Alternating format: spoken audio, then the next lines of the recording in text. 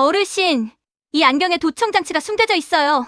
전파사 소녀 다인이 급히 쓴 쪽지를 건네며 눈짓했어요. 안경다리 안에 도청 장치가 있고 안경 렌즈는 눈을 망가뜨리도록 조작되어 있어요. 노신사의 얼굴이 굳었습니다. 소녀는 아무 일 없다는 듯 일부러 크게 말했습니다. 아이고, 안경 나사가 다 녹슬었네요. 제가 싹 갈아드릴게요.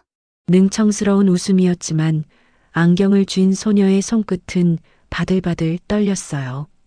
바로 그때 노신사의 전화기가 울렸습니다. 삼촌, 몸은 좀 어떠세요? 안경은 잘 쓰고 계시죠? 다정한 목소리였어요. 그래, 자네 덕분에 세상이 아주 잘 보이는구나. 전화를 끄는 노신사가 소녀를 돌아보며 고개를 끄덕였습니다. 대체 이 안경에는 어떤 비밀이 숨겨져 있는 걸까요? 이것은 그날 밤 낡은 전자상가 구석에서 시작된 이야기입니다. 그해 겨울, 유난히 매서운 바람이 불던 날이었습니다. 사람의 숨결조차 허공에 얼어붙던 그날 밤, 무영 전자상가 3층 복도에는 인기척이라곤 없었어요. 재개발 딱지가 덕지덕지 붙은 셔터들이 줄지어 닫혀 있었고 형광등은 반쯤 나간 채 지직거리며 복도를 유령의 골목처럼 만들고 있었죠. 그 스산한 어둠 속에서 딱 하나 불이 켜진 가게가 있었습니다. 다인 전파사. 간판 글씨는 반쯤 벗겨져 있었고 유리문에는 낡은 수리 안내문이 테이프로 붙어 있었어요. 그런데 그 작은 가게 안에서 새어나오는 불빛은 이상하게도 따뜻했습니다. 21살 정다인. 아버지가 남기고 간 이 전파사가 그 아이의 전부였습니다. 명문대 졸업장도 번듯한 이력서도 없었지만 다인에게는 남들이 갖지 못한 것이 하나 있었어요. 손끝으로 기계의 숨소리를 듣는 감각, 사람들이 절대 촉각이라 부르는 그 능력이었죠. 눈을 감고 부품을 만지는 것만으로 0.01mm의 오차를 0.1g의 무게 차이를 귀신같이 잡아내는 아이였습니다. 그날 밤도 다인은 작업대 앞에 앉아 있었어요. 라디오에서 흘러나오는 옛날 노래를 배경 삼아 고장난 탁상시계의 톱니바퀴를 핀셋으로 맞추고 있었죠. 손끝에 온 신경을 모으고 있던 바로 그때였습니다. 꽈당하고 문 너머에서 무언가 소리가 났어요. 다인이 고개를 들었습니다.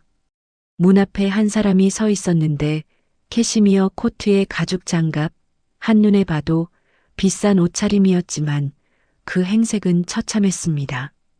얼굴은 종이장처럼 하얗게 질려 있었고 이마에는 식은땀이 줄줄 흘러내리고 있었어요. 다인이 후다닥 달려나가 문을 열었어요. 어르신, 괜찮으세요? 노신사는 떨리는 손으로 자신의 안경을 가리켰습니다.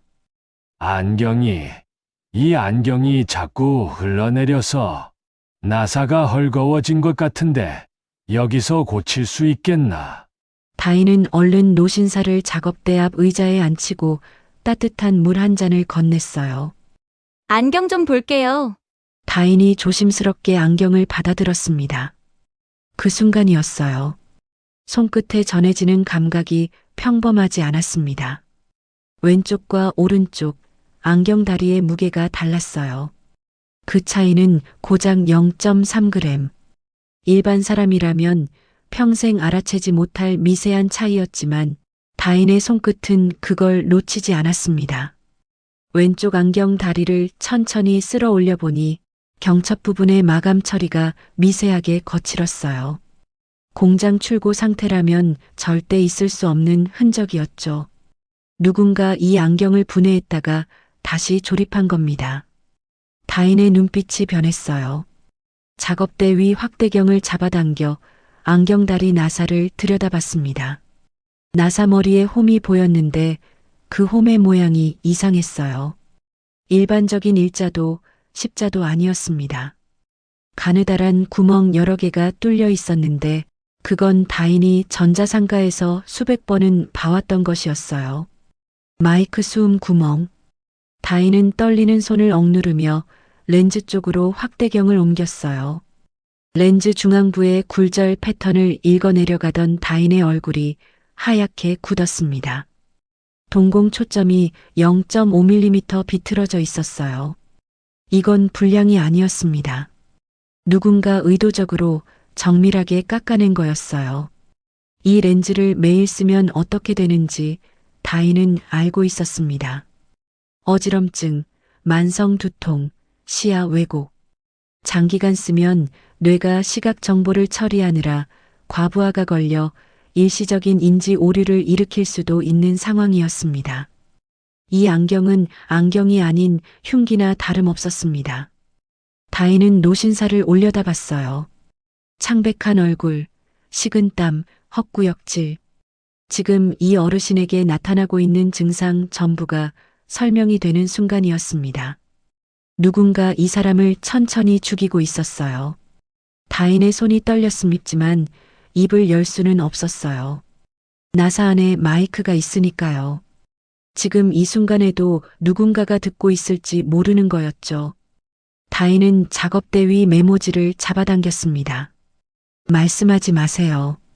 안경다리에 있는 나사는 도청기입니다. 그리고 이 렌즈는 할아버지 눈을 망가뜨리고 있어요. 다인은 그 쪽지를 노신사를 향해 내밀었습니다. 노신사의 눈이 쪽지 위를 훑었어요. 한 글자, 한 글자 읽어내려가는 그 눈동자가 크게 흔들렸습니다. 떨리는 손으로 쪽지를 움켜쥔 노신사가 고개를 들어 다인을 바라봤어요. 그 눈빛 안에 분노와 공포와 깨달음이 한꺼번에 소용돌이 치고 있었습니다. 입술이 파르르 떨렸어요. 다인이 재빠르게 눈짓을 보냈어요. 아직 안경 속 마이크가 살아있으니 절대 입을 열지 말라는 뜻이었죠. 다인이 먼저 큰 소리로 입을 열었습니다. 아이고, 어르신. 나사가 다 녹슬었네요. 이러니 안경이 흘러내리셨지. 제가 튼튼한 국산 나사로 싹 갈아드릴게요. 일부러 밝고 투박한 목소리를 냈어요. 민 회장도 거기에 맞춰 기침을 한 번 하고는 퉁명스럽게 대꾸했습니다. 거참, 요즘 물건들은 왜 이렇게 허술한지 몰라. 다인은 능숙한 손놀림으로 안경다리에서 도청 나사를 빼냈습니다. 손톱만 한 그 나사가 핀셋 끝에 물려 올라오는 순간 다인은 잠깐 그것을 내려다봤어요. 이렇게 작은 것 하나가 한 사람의 삶을 통째로 무너뜨리고 있었다는 사실이 등골을 타고 서늘하게 내려왔습니다. 작업대 아래에는 두꺼운 납으로 만든 공구함이 놓여 있었어요. 아버지가 전자부품의 정전기 차폐용으로 쓰던 것인데 납은 전파를 차단하는데도 탁월한 소재였죠. 다인은 그 뚜껑을 열고 도청 나사를 안에 톡 떨어뜨렸습니다. 딸그락. 납 공구함의 뚜껑이 닫히는 그 작은 소리와 함께 누군가의 귀에 꽂혀 있던 이어폰에서는 지지직하는 잡음만 흘렀을 겁니다. 신호가 끊어진 거였어요. 도청은 그렇게 허무할 만큼 간단하게 차단되었습니다. 하지만 진짜 작업은 이제부터였어요. 다인은 작업대 뒤편 선반에서 낡은 기계 하나를 꺼내왔습니다. 아버지가 20년 넘게 쓰던 렌즈 가공기였어요. 페인트가 벗겨지고 모서리는 닳아 있었지만 회전축의 정밀도만큼은 독일제 최신형 못지않았죠. 아버지가 돌아가시기 전 이 기계만은 절대 팔지 말라고 했던 말이 떠올랐습니다. 다인은 안경에서 왼쪽 렌즈를 분리해 가공기 위에 올려놓았어요. 확대경 아래로 렌즈의 곡면이 드러났는데 육안으로는 완벽해 보이는 그 표면 아래 0.5mm의 왜곡이 숨어 있었죠. 누군가 정밀하게 그리고 악의적으로 깎아놓은 흔적이었습니다. 가공기가 낮은 소리로 돌아가기 시작했어요. 위잉. 다인의 손끝이 렌즈 표면 위를 스쳐 지나갈 때마다 0.01mm 단위로 곡률이 교정되어 갔습니다. 민 회장은 그 모습을 말없이 지켜보고 있었어요. 21살짜리 아이의 손끝에서 펼쳐지는 작업이 자기 회사 연구소의 수십억짜리 장비보다 더 정교하다는 걸 그는 알아볼 수 있었습니다. 그 역시 기술을 아는 사람이었으니까요. 얼마나 지났을까? 가공기의 회전이 멈추고 다인이 렌즈를 들어 올렸습니다. 다 됐어요. 다인이 안경을 다시 조립해 민 회장에게 건넸어요. 깨끗한 국산 나사로 교체된 안경다리가 아까와는 비교도 안 되게 균형 잡힌 무게감을 전해주고 있었죠. 민 회장이 천천히 안경을 썼습니다. 그리고 눈을 떴어요. 먼저 느낀 건 두통이 사라졌다는 거였습니다.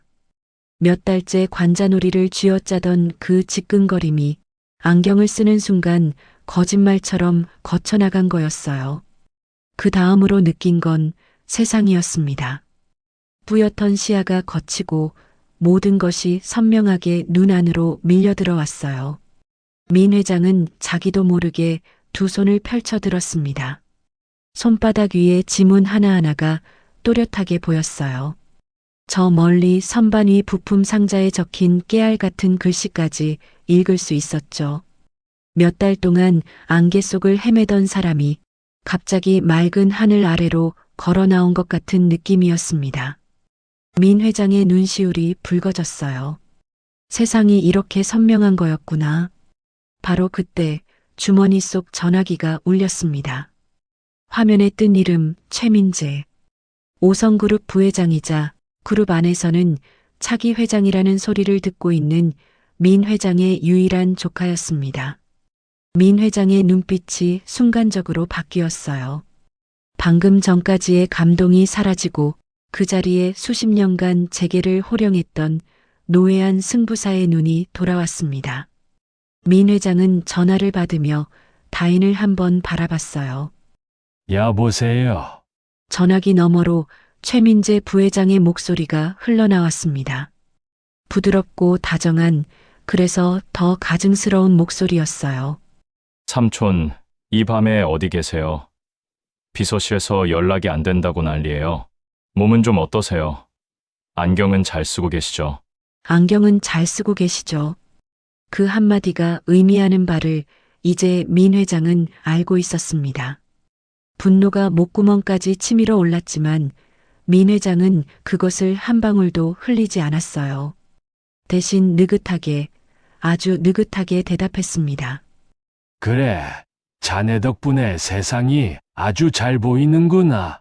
전화를 끄는 민 회장이 다인을 돌아봤어요. 민 회장은 주머니에서 지갑을 꺼냈습니다. 그런데 꺼낸 건 수리비가 아닌 얇은 명함 한 장이었습니다. 오성그룹 명예회장 민영석이라는 금박 글씨가 작업대 위 형광등 빛에 반짝였어요. 민 회장이 그 명함을 다인의 손 위에 올려놓으며 말했어요. 내 회사에 박사들만 수천 명이야. 그런데 이 안경 하나 볼 줄 아는 놈이 단 한 놈도 없었어. 자네가 이제부터 나의 눈이 되어주게. 오성그룹이라면 대한민국에서 모르는 사람이 없는 큰 그룹이었어요. 다인은 명함을 쥔 손끝에 힘을 줬어요. 두 사람 사이에 긴 침묵이 흘렀어요.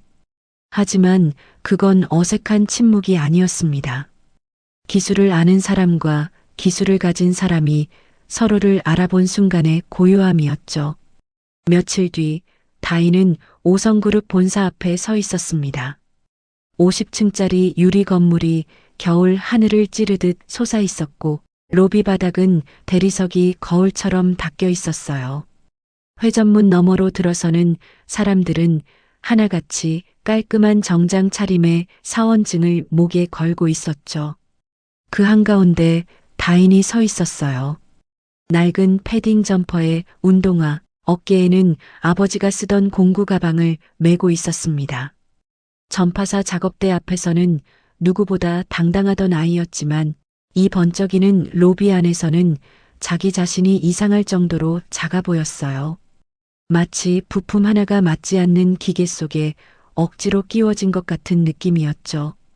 다인이 안내 데스크 쪽으로 한 발짝 내딛는 순간 검은 정장 차림의 보안 요원이 앞을 가로막았습니다. 실례합니다. 방문 예약 확인 부탁드립니다. 위아래를 훑어보는 눈빛이 노골적이었어요. 낡은 점퍼, 공구 가방, 운동화. 그 시선 안에 여긴 네가 올 곳이 아니야라고 말하는 것 같았습니다. 다인이 민 회장의 명함을 꺼내 보여주려던 바로 그 찰나였습니다. 정다인 씨 맞으시죠? 엘리베이터 쪽에서 빠른 걸음으로 다가오는 중년 남자가 있었어요. 단정하게 빗어넘긴 머리에 은퇴 안경, 흠잡을 데 없는 정장 차림. 5성그룹 비서실장 한정호였습니다. 비서실장이 직접 로비까지 내려왔다는 것 자체가 이례적인 일이었어요. 보안요원의 얼굴이 순간 당황으로 물들었죠. 회장님께서 기다리고 계십니다. 이쪽으로 모시겠습니다. 비서실장의 안내를 받으며 전용 엘리베이터에 오르는 다인의 등 뒤로 로비 직원들의 수군거림이 파도처럼 번져나갔어요. 저 사람 누구야? 저 차림으로 어디를 가는 거야? 하는 시선들이 엘리베이터 문이 닫힐 때까지 따라붙었습니다. 그날 오후 5성그룹 사내 인트라넷에 하나의 인사 발령이 올라왔어요. 전략기획실 산하기술 특별보좌관 정다인. 직급은 과장급 대우, 보고 라인은 회장직 속. 사실상 회장의 눈과 귀가 되어 그룹 전체의 기술 현안을 감찰하는 자리였습니다. 5성그룹 역사상 유례가 없는 파격 인사였어요. 명문대 석박사 출신들이 10년을 기어올라야 닿을까 말까 한 위치에 이력서 한 장 없는 21살이 단번에 앉은 거였죠. 전략기획실은 발칵 뒤집어졌습니다. 무용사인가? 그거 용산 짝퉁 파는 데 아냐? 전파사라고? 라디오 고치는데 회장님이 노망이 나셨나? 아무나 데려다 앉히시네. 다들 들으라는 듯 수군거렸어요. 명문대 공학 박사 학위에 해외 연수 경력까지 갖춘 팀장과 연구원들이었습니다. 그들의 책상 위에는 최신형 노트북과 듀얼 모니터가 놓여 있었고 벽에는 학위증과 특허증이 액자에 담겨 걸려 있었어요. 그런 사람들 사이에 고졸 전파사 출신이 낙하산으로 떨어진 거였으니까요. 무시는 소리 없이 그러나 아주 체계적으로 시작되었습니다. 다인에게 배정된 자리는 사무실 안이 아니었어요. 복도 끝 문서 창고 앞에 덩그러니 놓인 작은 책상 하나. 컴퓨터는 없었고 의자는 등받이가 부러진 것이었습니다. 마치 네 자리는 여기까지야라고 선을 긋는 것 같았죠. 업무 지시는 더 노골적이었어요. 기술 검토 보고서 대신 다인에게 떨어진 것은 복사기 토너 교체, 탕비실 커피 머신 물 채우기, 회의실 프로젝터 연결 같은 자빌들이었습니다. 팀장이 서류 뭉치를 다인의 책상 위에 툭 던지며 말했어요. 이거 30부씩 복사 좀 해. 아, 그리고 회의실 프로젝터 HDMI 연결 안 된다던데 그것도 한번 확인해봐. 전파사 출신이면 그 정도는 할 줄 알잖아. 주변에서 킥킥거리는 웃음소리가 새어나왔습니다. 다인은 서류 뭉치를 말없이 들고는 조용히 복도를 걸어갔습니다. 복사실 앞에 다다랐을 때 거기서도 문제가 기다리고 있었어요. 2천만 원짜리 대형 업무용 복사기가 일주일째 고장난 채 방치되어 있었습니다. 수리 중 사용 금지라고 적힌 종이가 붙어 있었고 AS 기사가 2번이나 다녀갔지만 원인을 못 찾고 돌아갔다는 이야기가 적힌 메모도 나란히 붙어 있었어요. 직원들은 다른 층 복사기까지 오가느라 불평이 자자한 상태였죠. 다인은 서류 뭉치를 내려놓고 복사기 앞에 섰습니다. 습관처럼 손을 올려놓았어요. 기계의 옆판에 손바닥을 대고 전원 버튼을 눌렀습니다. 위잉, 드르르르, 끼릭. 복사기가 돌아가기 시작하다 중간에 멈추는 소리. 다인의 눈썹이 살짝 꿈틀댔어요. 종이가 걸린 게 아니었습니다. 급지 롤러가 돌아가는 소리가 정상보다 반톤 낮았어요. 둔탁하고 느린 회전음. 다인은 복사기 전면 패널을 열고 급지부 쪽에 손을 넣어 롤러를 직접 만져봤습니다. 손끝에 답이 있었어요. 고무 롤러의 탄성이 죽어 있었습니다. 열에 의해 고무링이 팽창한 거였어요.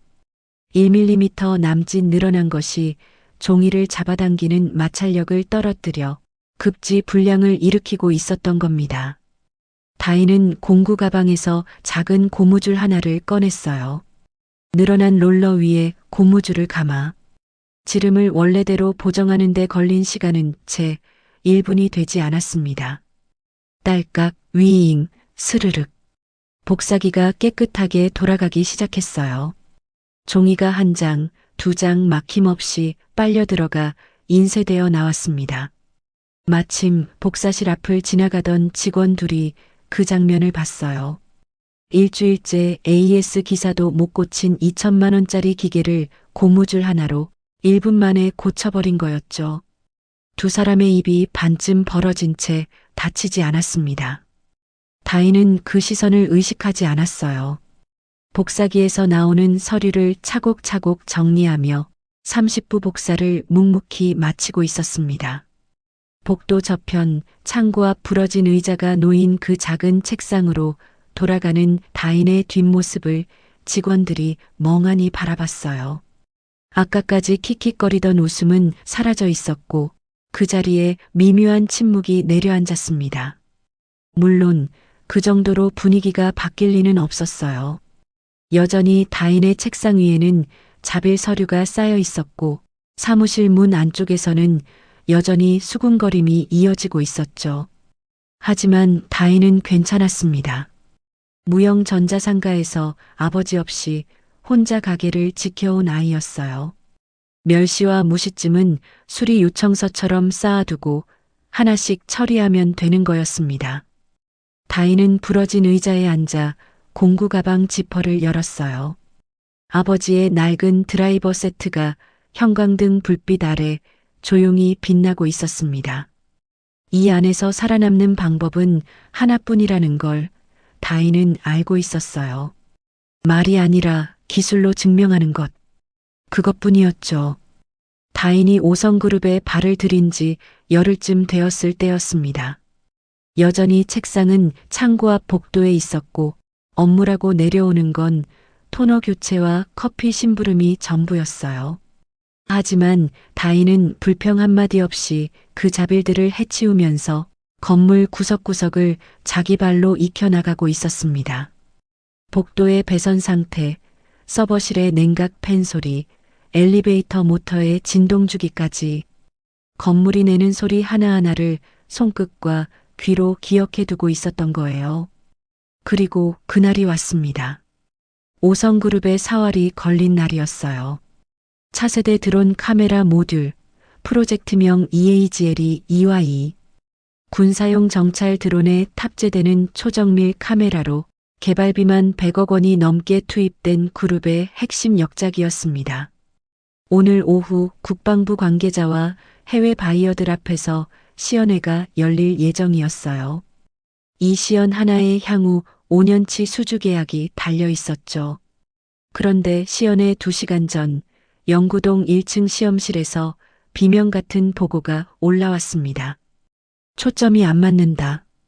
드론 카메라 모듈의 렌즈가 피사체를 잡지 못하고 계속 흔들리고 있었어요. 어제까지 멀쩡하던 장비가 갑자기 초점을 잃어버린 겁니다. 시험실 모니터에 뜨는 영상은 술 취한 사람의 눈처럼 덜덜 떨리고 있었고 연구소장의 얼굴은 당황한 기색이 역력했어요. 설계 데이터 다시 돌려. 렌즈 곡률 재검증해. 연구소장의 고함이 시험실을 가득 채웠지만 연구원들의 손가락만 키보드 위에서 바쁘게 움직일 뿐 답은 나오지 않았습니다. 슈퍼컴퓨터로 설계 검증을 3번이나 돌렸지만 데이터상으로는 오류가 없었어요. 렌즈도 센서도 소프트웨어도 전부 정상이었습니다. 그런데 카메라는 떨리고 있었죠. 원인 불명. 기술자에게 이보다 무서운 말은 없었습니다. 임원들이 하나둘 시험실로 몰려들었어요.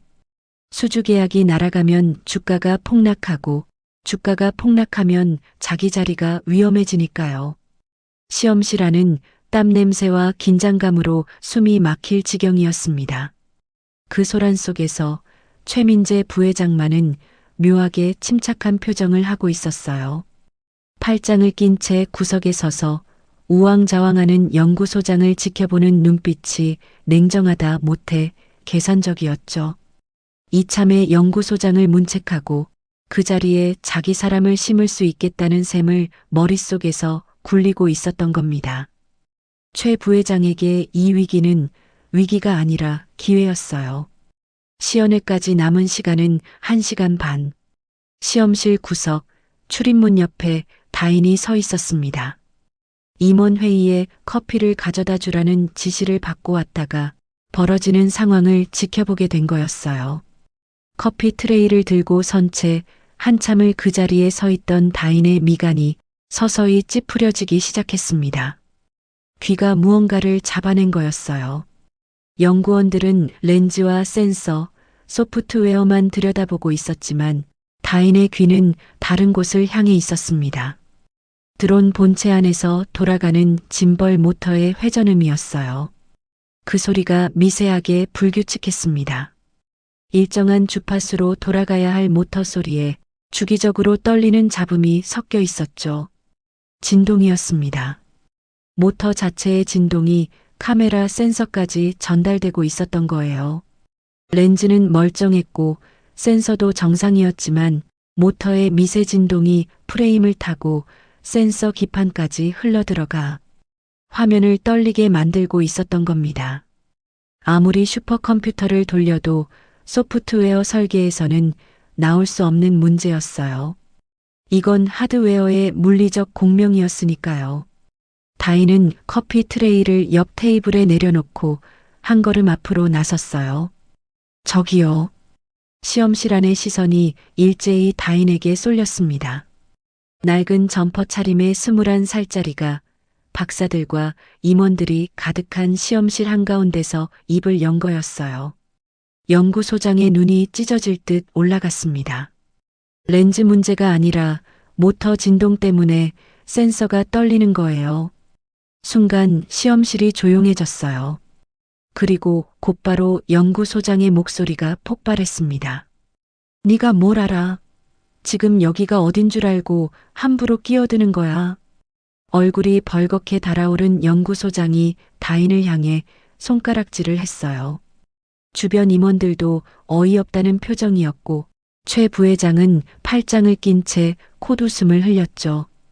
다인은 물러서지 않고 어깨에 맨 공구 가방에서 드라이버 하나를 꺼냈습니다. 그리고 드론이 올려진 시험대를 향해 걸어갔어요. 연구소장이 거기서 하고 소리쳤지만 다인의 발걸음은 멈추지 않았습니다. 다인의 손이 드론 본체 위로 갔어요. 짐벌 모터를 고정하는 나사 4개 중 왼쪽 하단 나사 하나에 드라이버를 대고 살짝 풀었습니다. 그 손끝이 나사 아래의 틈새를 더듬었어요. 모터 고정부와 프레임 사이에 완충제가 빠져 있었습니다. 금속과 금속이 직접 맞닿아 있으니 모터의 회전 진동이 여과 없이 프레임을 타고 퍼지는 거였죠. 다인은 주변을 둘러봤어요. 시험대 위에 포장재로 쓰였던 얇은 고무 패킹 조각이 있었습니다. 누군가 부품 포장을 뜯고 버려둔 쓰레기였어요. 다인은 그 고무 조각을 집어 올려 적당한 크기로 찢은 뒤 나사 아래 틈새에 끼워 넣었습니다. 그리고 드라이버로 나사를 다시 조였어요. 시험실 안에 모든 사람이 숨을 죽이고 있었습니다. 다인이 드론 전원을 켰어요. 짐벌 모터가 돌아가기 시작했고 카메라 렌즈가 피사체를 향해 움직였습니다. 모니터에 영상이 떴어요. 떨림이 없었습니다. 피사체의 윤곽이 칼로 그은 듯 선명하게 잡혀 있었어요. 아까까지 술 취한 사람의 눈처럼 흔들리던 화면이 거짓말처럼 고요하게 안정되어 있었습니다. 줌을 최대로 당겨도 흔들림은 단 1픽셀도 없었어요. 시험실이 정적에 잠겼습니다. 아무도 입을 열지 못했어요. 슈퍼컴퓨터를 3번이나 돌리고 AS 엔지니어가 매달리고 박사급 연구원 12명이 머리를 맞대고도 찾지 못한 원인을 전파사 출신 21살이 쓰레기 고무 조각 하나로 잡아버린 거였으니까요. 연구소장의 입이 반쯤 벌어진 채 다치지 않았고 임원들은 서로 얼굴만 바라봤습니다. 다인은 드라이버를 공구 가방에 넣으며 조용히 한마디만 했어요. 이제 시연하셔도 됩니다. 그날 오후 시연회는 대성공이었습니다. 국방부 관계자들이 모니터를 보며 연신 고개를 끄덕였고 해외 바이어들은 박수를 치며 계약서에 서명을 했어요. 시연장 안에는 안도와 환호가 뒤섞여 있었고 연구소장은 식은땀을 닦으며 겨우 숨을 돌리고 있었죠. 그 시연장을 내려다볼 수 있는 2층 난간에 민영석 회장이 서 있었습니다. 지팡이를 짚고 난간에 기대선 민 회장의 입가에 미소가 번지고 있었어요. 그 옆에서 수행비서가 조심스럽게 말했습니다. 회장님, 시연 결과가 좋습니다. 민 회장은 고개를 끄덕이며 시연장이 아닌 다른 곳을 바라보고 있었어요. 시연장 뒷문으로 커피 트레이를 들고 조용히 빠져나가는 다인의 뒷모습을요. 반면 같은 2층 반대편 복도에 서 있던 최민재 부회장의 표정은 전혀 달랐어요. 연구소장을 갈아치울 명분이 사라진 것도 문제였지만 그보다 더 신경 쓰이는 게 있었습니다. 아까 시험실에서 드라이버 하나 들고 나섰던 그 전파사 출신 아이. 삼촌이 어디서 데려왔는지도 모르겠는 저 여자가 왜 자꾸 눈에 거슬리는 건지요. 드론 카메라 시연회가 성공한 뒤로 달라진 것이 두 가지 있었습니다. 하나는 민영석 회장의 안색이었어요. 조작된 안경을 벗어던진 뒤로 두통과 어지럼증이 사라지면서 회의석상에서의 발언도 예전의 날카로움을 되찾아가고 있었죠. 임원들 사이에서 회장님이 요즘 부쩍 정정해지셨다는 말이 돌기 시작했습니다. 또 하나는 최민재 부회장의 심기였어요. 치매 판정까지 받았던 삼촌이 갑자기 건강을 되찾아가는 것도 불안한데 어디서 굴러들어온 정체불명의 여자가 드론 시연까지 살려냈으니까요. 최 부회장에게는 두 가지 모두 계획에 없던 변수였습니다. 시연의 다음 날 최 부회장은 자신의 집무실로 비서를 불렀어요. 정다인, 그 여자 뒷조사해. 비서가 가져온 보고서는 A사 한 장이면 충분할 만큼 짧았습니다. 무형 전자상가 3층 다인 전파사 운영, 부모 사망, 고졸, 특별한 학력 및 경력 없음. 그게 전부였어요.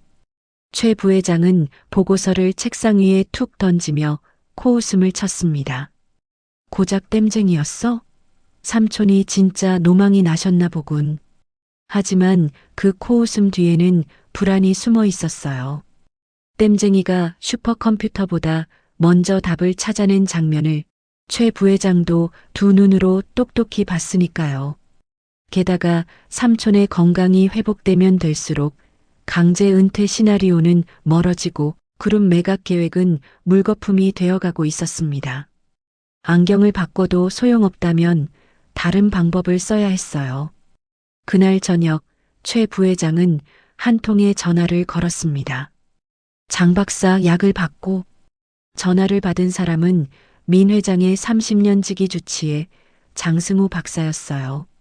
한때는 진심으로 민 회장의 건강을 걱정했던 사람이었지만 최 부회장이 내민 강남 건물 한 채의 무게 앞에서 의사의 양심은 종이장보다 가벼웠습니다. 장 박사는 이미 안경 렌즈를 조작한 공범이었고 이번에도 거절할 위치가 아니었죠. 이번엔 두통약 말고 확실한 걸로. 심장 박동을 불규칙하게 만드는 거야. 자연사처럼 보여야 해. 부정맥 유발제 말입니까? 그건 위험합니다. 복용량을 잘못 맞추면 위험해집니다. 장 박사님, 강남 건물은 잊으신 겁니까? 전화 너머로 장 박사의 한숨소리가 길게 흘렀습니다. 그리고 며칠 뒤 민 회장의 개인 비서에게 전달되는 처방약 봉투 안에 알약이 바뀌었어요. 겉모양은 기존 두통약과 거의 같았지만 속은 완전히 다른 약이 들어 있었습니다. 그 무렵 다인은 회장 직속 보좌관으로서 민 회장 가까이에서 일하는 시간이 조금씩 늘어나고 있었습니다. 여전히 전략기획실에서의 대우는 바뀌지 않았지만 민 회장이 직접 다인을 불러 기술 현안을 논의하는 일이 잦아졌거든요. 그러다 보니 자연스럽게 민 회장의 차와 약을 챙기는 일도 다인의 몫이 되어가고 있었어요. 약이 바뀐 지 사흘째 되던 날이었습니다. 다인은 탕비실에서 민 회장의 오후 약을 준비하고 있었어요. 처방약 봉투에서 알약 2알을 꺼내 손바닥 위에 올려놓고 물을 컵에 따르던 참이었죠. 그때 손끝이 먼저 반응했습니다. 알약을 집어 올리는 순간 무게가 달랐어요. 눈으로는 구별할 수 없었지만 다인의 손끝은 0.1g의 차이도 놓치지 않았습니다. 평소 두통약보다 미세하게 가벼웠어요. 코팅의 질감도 달랐습니다. 매끈하던 표면이 살짝 까슬까슬했죠. 다인은 알약을 코 가까이 가져갔어요. 한 번, 2번 냄새를 맡았습니다. 쇠 비린내. 아주 희미했지만 분명히 거기 있었어요. 일반적인 두통약 코팅에서는 절대 나지 않는 금속성 냄새. 다인은 무형 전자상가에서 수없이 맡아왔던 납땜 연기와 금속 분말의 냄새를 누구보다 잘 알고 있었고 그 후각이 지금 경보를 울리고 있었습니다. 쟁반에 약과 물을 올려 회장 집무실로 향하는 복도를 걸으면서 머릿속으로 빠르게 상황을 정리했습니다. 약이 바뀌었다는 건 누군가 처방 단계에서 손을 썼다는 뜻이고 그럴 수 있는 사람은 주치의뿐이었죠. 회장 집무실 문을 열었을 때 민 회장은 서류를 검토하고 있었어요. 안경 너머로 다인을 보며 고개를 끄덕이는 모습이 편안해 보였습니다. 건강을 되찾아가는 사람 특유의 여유가 얼굴에 묻어 있었죠. 다인이 쟁반을 내려놓았어요. 민 회장이 습관처럼 알약에 손을 뻗는 순간 다인의 손이 먼저 그 위를 덮었습니다. 회장님, 이거 드시지 마세요. 냄새가 이상해요. 다인은 주머니에서 작은 비닐팩을 꺼냈습니다. 안에는 시중에서 구할 수 있는 일반 비타민제가 들어 있었어요. 모양과 크기가 처방약과 비슷한 것으로 미리 준비해 둔 거였죠. 이걸로 드세요. 비타민이에요. 다인은 처방약 알약을 조심스럽게 티슈에 싸서 자기 점퍼 주머니에 넣었습니다. 민 회장은 비타민제를 물과 함께 넘기면서 다인의 점퍼 주머니 쪽을 한번 바라봤어요. 그날 밤 다인은 퇴근길에 무형 전자상가로 향했습니다. 5성그룹 본사에서 1시간 남짓 지하철을 2번 갈아타면 닿는 거리였어요. 낮에는 번쩍이는 유리 건물 안에 있다가 밤이면 이 낡은 상가로 돌아오는 이중생활이 벌써 몇 주째였지만 전자상가 계단을 오르는 다인의 발걸음은 오히려 가벼웠습니다. 이곳이 자기 세계였으니까요. 2층 구석 영진 화공이라는 간판이 반쯤 빛바랜 가게 앞에서 다인이 멈춰 섰어요. 아버지가 살아계실 때부터 알고 지내던 가게였습니다. 화공 약품과 공업용 시약을 취급하는 이 가게의 주인 김영진 아저씨는 한때 대기업 연구소에서 화학 분석을 하던 사람이었어요. 지금은 상가 한 칸에서 신나와 에폭시를 팔고 있었지만 성분 분석에 관해서는 아직도 그 실력이 녹슬지 않았죠. 다인이 문을 밀고 들어서자 작업대에서 시약을 정리하던 김 사장이 고개를 들었어요. 어이구, 다인이. 웬일이야, 이 밤에. 다인은 티슈에 싼 알약을 작업대 위에 올려놓으며 말했습니다. 아저씨, 이거 좀 봐주세요. 성분이 뭔지 알아야 해요. 코팅에서 쇠 비린내가 나고 무게도 이상해요.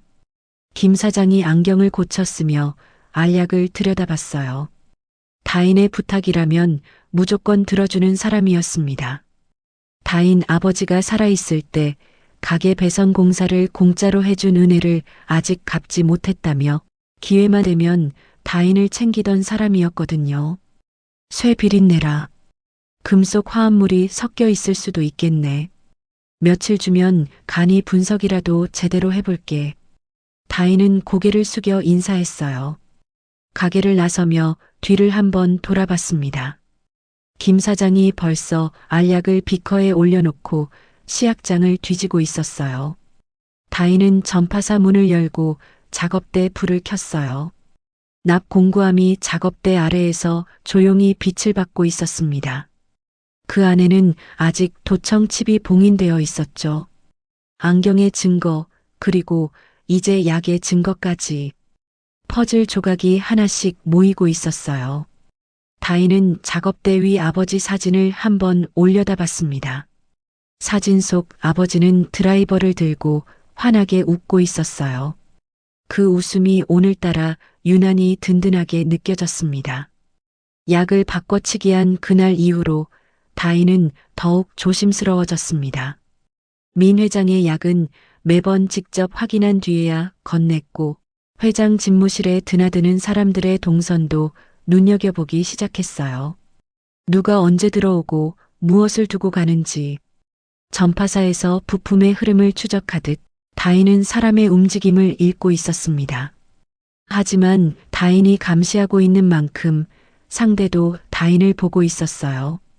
최민재 부회장에게 보고가 올라간 건 약을 바꾼 지 일주일째 되던 날이었습니다. 민 회장의 심장 박동에 아무런 이상이 나타나지 않는다는 보고였어요.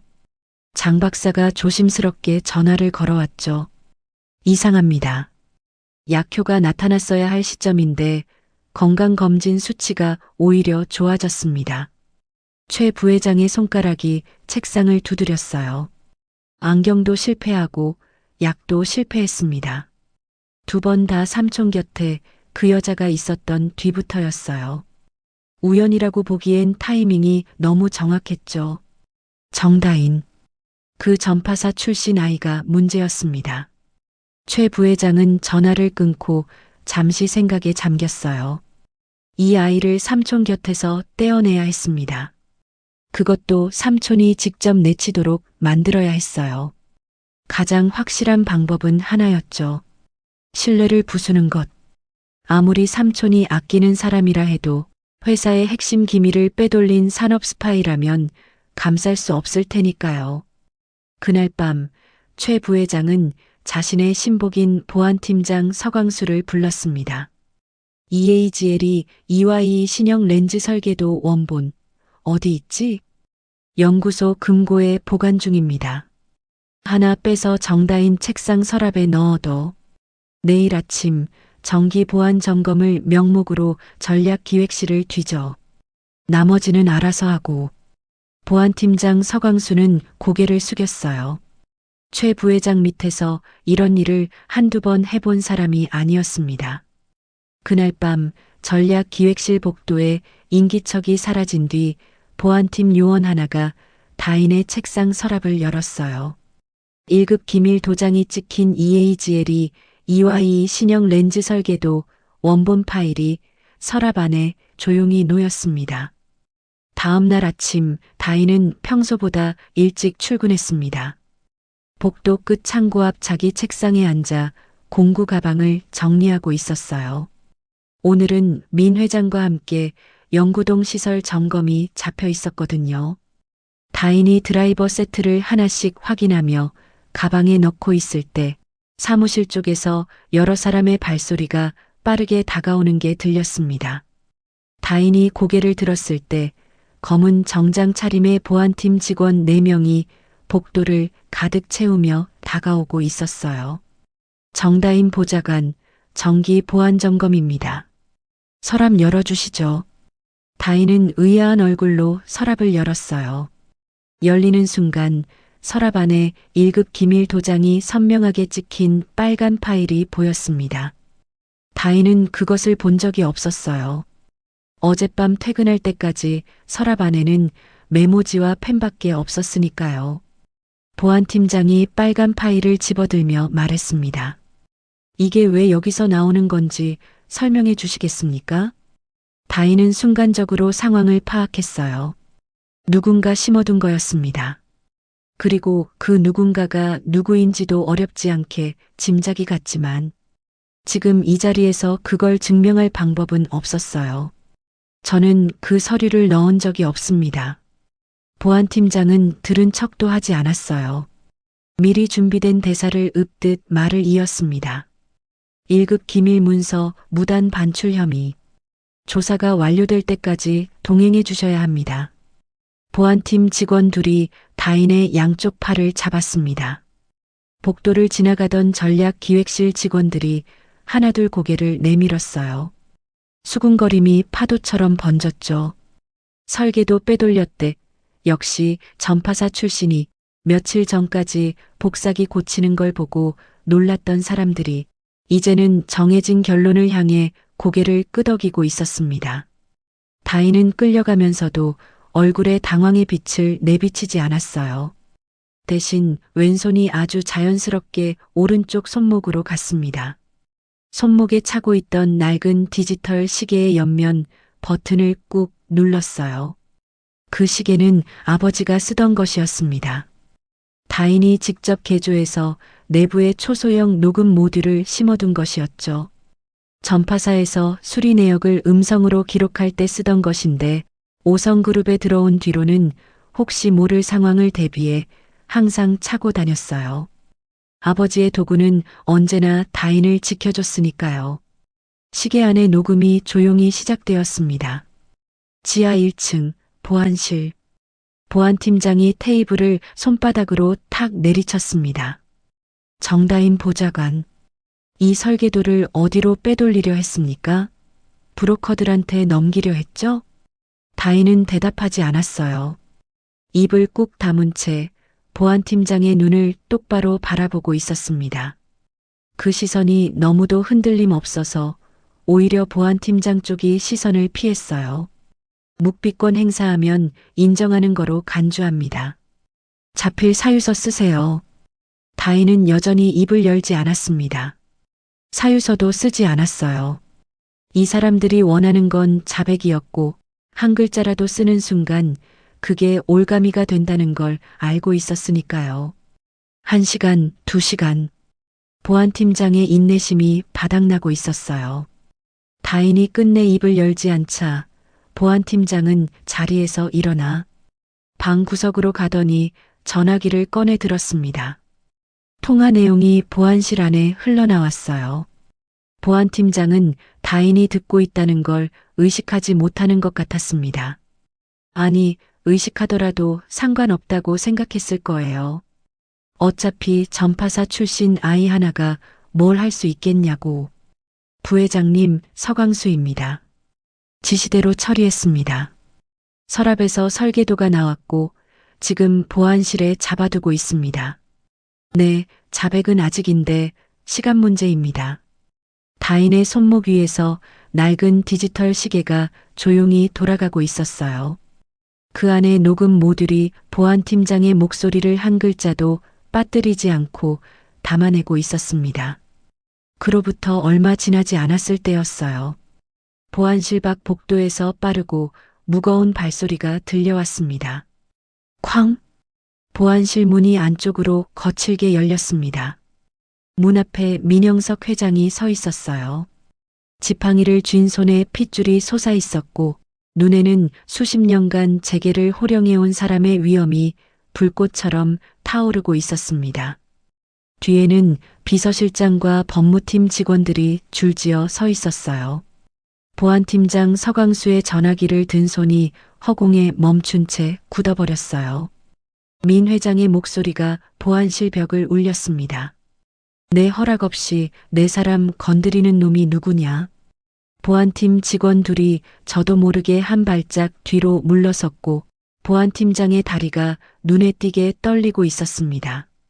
민 회장이 천천히 보안실 안으로 들어섰어요. 지팡이 끝이 바닥을 찍을 때마다 보안실 안의 공기가 조여드는 것 같았습니다. 민 회장의 시선이 테이블 위에 빨간 파일을 훑고 보안팀장의 얼굴을 관통했어요. 이 아이의 보안 등급과 접근 권한은 내가 직접 관리한다. 네가 정기 점검을 한다고? 누구 지시로? 보안팀장의 입이 벌어졌다 닫혔어요. 아무 말도 나오지 않았습니다. 최 부회장의 이름을 댈 수도 없고 대지 않으면 설명이 되지 않는 상황이었어요. 진퇴양난이었죠. 그것은 보안 규정에 따른 정기적으로. 됐어. 민 회장이 손을 들어 말을 끊었습니다. 다인아, 일어나. 다인이 자리에서 일어났어요. 민 회장의 뒤를 따라 보안실을 나서면서 다인은 한 번도 뒤를 돌아보지 않았습니다. 엘리베이터 안 두 사람만 남았을 때였습니다. 다인이 왼쪽 손목의 시계를 풀어 민 회장에게 내밀었어요. 이어폰을 연결하고 재생 버튼을 눌렀습니다. 작은 스피커에서 보안팀장의 목소리가 흘러나왔어요. 부회장님, 서광수입니다. 지시대로 처리했습니다. 민 회장이 천천히 입을 열었어요. 참을 만큼 참았다. 엘리베이터 층수 표시가 올라가는 불빛이 두 사람의 얼굴 위로 번갈아 스쳐 지나갔습니다. 민 회장이 다인을 바라봤어요. 그 눈 안에 결의가 단단하게 자리 잡고 있었습니다. 다인아, 이제 끝을 내자. DDAY를 잡겠다. 다인은 고개를 끄덕였어요. 주머니 안에서 손을 꽉 쥐었습니다. 납상자 안에 도청칩, 화공 약품 가게에 맡긴 알약, 그리고 시계 안에 녹음 파일. 흩어져 있던 퍼즐 조각들이 하나의 그림을 향해 모여들고 있었어요. DDAY가 정해진 그날 밤, 다인은 곧장 집으로 가지 않았습니다. 지하철을 2번 갈아타고 무영 전자상가에 도착한 건 밤 11시가 넘어서였어요. 상가 건물은 이미 대부분의 가게가 셔터를 내린 뒤였고 복도에는 형광등 하나만 지직거리며 간신히 불을 밝히고 있었습니다. 다인은 3층 구석 다인 전파사 문을 열고 안으로 들어섰어요. 벽에 걸린 아버지 사진, 선반 위에 줄지어 놓인 부품 상자들, 그리고 공구들이 제자리에서 다인을 맞이했어요. 5성그룹의 번쩍이는 유리 건물에서는 아무리 시간이 지나도 느낄 수 없는 이 가게만의 익숙한 냄새가 다인을 감쌌습니다. 기름과 납땜 연기와 오래된 나무 선반이 뒤섞인 냄새. 다인에게는 그게 집 냄새였어요. 하지만 오늘 밤 이곳에 온 건 쉬러 온 게 아니었습니다. 다인은 작업대 아래로 손을 뻗어납 공구함을 꺼냈어요. 민 회장의 안경에서 꺼낸 도청 나사를 봉인해뒀던 바로 그 납 상자였습니다. 뚜껑을 열자 소미에 놓인 나사 하나가 스탠드빛 아래서 둔탁하게 빛났어요. 다인은 핀셋으로 나사를 집어 올렸어요. 나사 머리를 정밀 드라이버로 조심스럽게 분해하자 안에서 쌀알보다 작은 칩 하나가 모습을 드러냈습니다. 초소형 마이크와 데이터 저장 모듈이 하나의 기판 위에 올라가 있는 정교한 도청 장치였어요. 보통의 도청기라면 실시간 송신만 하고 끝이지만 이 칩에는 내장 메모리가 있었습니다. 송신과 동시에 음성 데이터를 자체 저장하는 타입이었어요. 이 안에 녹음된 데이터가 살아있다면 그건 도청을 지시한 자의 목소리가 고스란히 담겨 있다는 뜻이었으니까요. 문제는 그 데이터를 꺼내는 것이었습니다. 다인은 칩을 작업대 위 현미경 아래에 올려놓았어요. 배율을 높이자 칩 표면의 회로 패턴이 선명하게 드러났습니다. 가느다란 금색 배선들이 미로처럼 얽혀 있었고 데이터 단자 부분에는 암호화 회로가 덧붙여져 있었어요. 일반적인 방법으로는 데이터를 읽어낼 수 없도록 막아둔 거였죠. 소프트웨어로 뚫을 수 없다면 하드웨어로 가야 했습니다. 다인은 선반에서 얇은 구리선과 소형 오실로스코프를 꺼내왔어요. 아버지가 쓰던 장비였습니다. 최신형은 아니었지만 전기 신호를 읽는 데는 충분했죠. 다인은 현미경을 들여다보며 칩 표면의 데이터 라인에 구리선을 하나하나 직접 납땜해 나갔어요. 머리카락보다 가는 배선 위에 프로브를 올리는 작업이었습니다. 손끝이 0.01mm라도 흔들리면 회로가 타버리는 작업이었지만 다인의 손은 흔들리지 않았어요. 암호화 회로를 우회해서 메모리 셀에 저장된 전기 신호를 물리적으로 직접 읽어내는 방식이었습니다. 디지털 보안을 아날로그 기술로 뚫는 교과서 어디에도 나오지 않는 기상천외한 방법이었어요.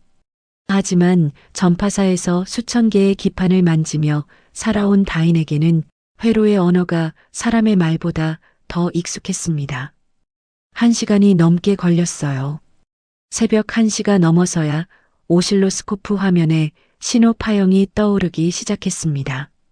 다인은 그 신호를 낡은 노트북에 연결된 변환기로 넘겼어요. 전기 신호가 디지털 데이터로, 디지털 데이터가 음성 파일로 복원되어 가는 과정을 다인은 숨을 죽이고 지켜봤습니다. 그리고 노트북 스피커에서 소리가 흘러나왔어요. 처음에는 잡음이었습니다. 지직거리는 소리 사이로 사람의 목소리가 조금씩 윤곽을 드러냈어요. 다인이 볼륨을 올리자 두 사람의 대화가 선명하게 들려왔습니다. 첫 번째 목소리는 장 박사의 것이었어요. 렌즈 굴절률을 3단계로 높였습니다. 이번 달 안에 쓰러지실 겁니다. 두 번째 목소리, 최민재 부회장이었습니다. 잘했어.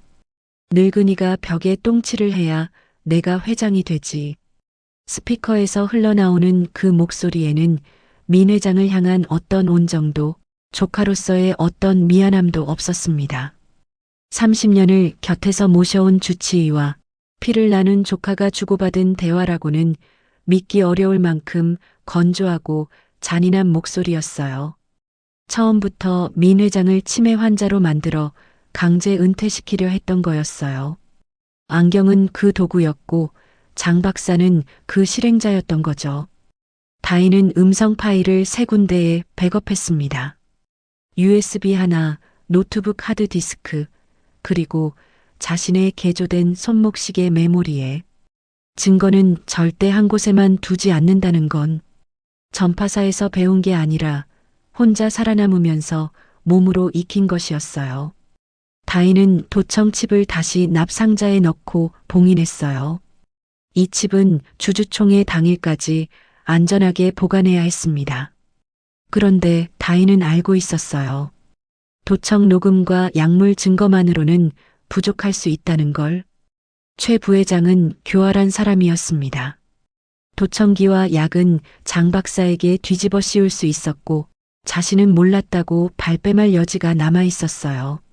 최 부회장을 확실하게 끝내려면 그가 직접 서명하고 직접 관여한 증거가 필요했습니다. 돈의 흔적. 그룹을 해외에 팔아넘기려 한 매각 합의서만 있다면 어떤 변호사도 빠져나갈 구멍을 만들어줄 수 없었어요.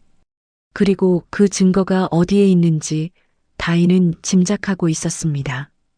며칠 뒤 다인은 오성그룹 본사 지하 2층 서버실 앞에 서 있었어요. 총무팀에 제출한 서류에는 7구역 배선 노후화 점검이라고 적혀 있었습니다. 기술 특별보좌관의 업무 권한 안에 있는 정당한 점검이었어요. 서버실 관리자가 출입 카드를 찍어주며 문을 열어줬습니다. 서버실 안은 냉각 팬 소리로 가득했어요. 수백 대의 서버 렉이 줄지어 서 있었고 파란 LED 불빛이 어둠 속에서 별처럼 깜빡이고 있었습니다. 다인은 배선 점검 도구를 들고 서버 렉 사이를 걸어가며 실제로 배선 상태를 확인하는 척했어요. 관리자의 시선이 자연스럽게 멀어진 틈을 다인은 놓치지 않았습니다. 다인이 향한 곳은 임원 전용 메일 서버가 있는 구역이었어요. 배선 점검을 위해 서버 뒷면 패널을 열었습니다. 눈은 배선을 따라가는 척했지만 손은 다른 곳에 가 있었어요. 서버의 물리적 포트에 자신이 만든 초소형 데이터 추출 장치를 연결한 겁니다. 손가락 한마디 크기의 이 장치는 메일 서버의 로그 데이터를 직접 복사할 수 있었어요. 다인이 전파사에서 부품을 조합해 직접 만든 것이었죠. 추출에 걸린 시간은 4분. 다인은 장치를 회수하고 패널을 원래대로 닫았습니다. 배선 점검 보고서에 7구역 배선 상태 양호, 이상 없음이라고 적은 뒤 서버실을 나왔어요. 관리자는 아무것도 눈치채지 못했습니다. 그날 밤 다시 전파사. 다인은 추출한 데이터를 노트북에서 열었어요. 수천 건의 메일 로그가 쏟아져 나왔지만 다인이 찾는 건 하나였습니다. 최민재 부회장의 이름으로 발신된 메일 중 해외 수신자가 포함된 것. 스크롤을 내리던 손이 멈췄어요. 찾았습니다. 수신자는 홍콩에 본사를 둔 투기 자본 그레이스톤 캐피탈. 메일에는 오성그룹의 핵심 기술 부문을 분리 매각하는 합의서 초안이 첨부되어 있었어요. 매각 대금의 30%가 최민재 개인 명의의 해외 계좌로 입금되는 구조가 상세하게 적혀 있었습니다. 그리고 메일 하단에는 최민재의 전자 서명이 선명하게 찍혀 있었어요. 자기 회사를, 자기 삼촌이 평생을 바쳐 세운 회사를 헐값에 팔아먹으려 했던 겁니다. 그것도 삼촌을 치매로 몰아 쫓아낸 뒤에요. 다인은 매각 합의서 파일을 도청 녹음, 약물 분석 결과와 함께 하나의 폴더에 정리했습니다. 그리고 그 폴더를 세 군데에 백업하고 원본 USB는 납상자 안에 도청 칩과 나란히 넣어 봉인했습니다. 도청 칩 속 최 부회장과 장 박사의 육성, 조작된 약물의 성분 분석 결과, 보안팀장의 자백이 담긴 녹음, 그리고 해외 매각 합의서, 4개의 증거가 하나의 그림을 완성하고 있었습니다. 다인은 전파사 불을 끄고 문을 잠갔어요. 주주총회까지 남은 시간이 얼마 되지 않았습니다. 증거가 모두 갖춰진 뒤 다인과 민 회장은 매일 밤 작전을 다듬어 나갔습니다. 회장 집무실 문이 잠기면 두 사람은 머리를 맞대고 주주총회 당일의 시나리오를 한 줄 한 줄 짜나갔어요.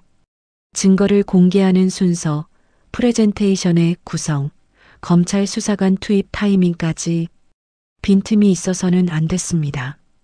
최 부회장은 교활한 사람이었고 한치의 허점이라도 보이면 그 틈을 파고들 인물이었으니까요. 그런데 작전의 마지막 단계에서 민 회장이 뜻밖의 제안을 꺼냈어요. 내가 쓰러져야 한다. 다인이 고개를 들어 민 회장을 바라봤습니다. 놈들이 방심해야 꼬리를 내민다.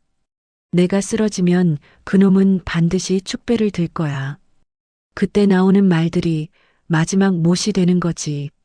주주총회 3일 전 오후 2시 오성그룹 본사 63층 회장 집무실에서 긴급 호출이 울렸습니다.